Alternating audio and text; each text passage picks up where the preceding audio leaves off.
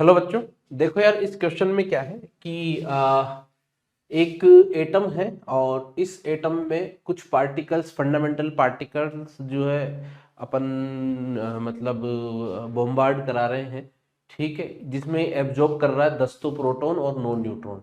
तो total 19 nucleons, मतलब जो 8x3 था वो अब क्या बन जाएगा, मान लो y बन गया। तो टोटल 10 और 19 और ऐड कर दो तो 27, और 3 में प्रोटॉन कितने हैं, 10।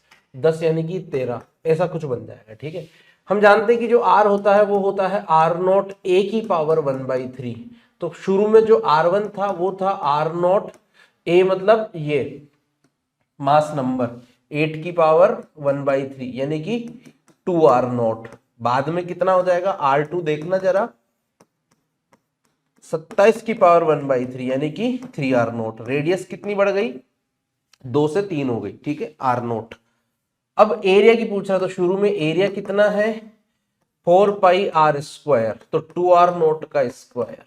फाइनल एरिया कितना हो जाएगा 4π3r0 का स्क्वायर। कितने का चेंज आया, a2 minus a1/a1 into 100। Solve करके देखो, 9/4 कितना आएगा, ये हो जाएगा 9 और ये 4, 9 माइनस 4 5, ये हो जाएगा 5, और ये कितना हो जाएगा 5/4 इंटू 100। एरिया तो लिखना है, तो कितना हुआ 125 हुआ, 225 हुआ। 3 का स्क्वायर 9, 2 का स्क्वायर 4, 9 माइनस 4 5, और इनिशियल कितना है 4, तो 5/4 into 100। The percentage growth in the surface area 125%। ये सही लिखा ना बनने, A1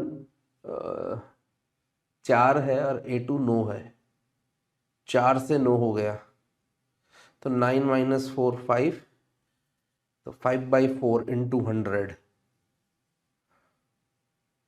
परसेंटेज चेंज लिख रहा हूँ कि क्या लिख रहा हूँ, इनिशियल 4 से 9 हो गया। परसेंटेज चेंज तो 125 ही आ रहा है, ग्रोथ बोल रहा है, यानी कि चेंज नहीं बोल रहा, कितने गुना हो गया वो बोल रहा है ना। तो फिर तो चेंज मत लिखो, 9/4 लिख लो उसको, 9/4 इंटू 100। ग्रोथ पूछ रहा है केवल, चेंज नहीं पूछ रहा है, तो 225% ही आ जाएगा। फिर 125% आंसर में भी नहीं है वैसे।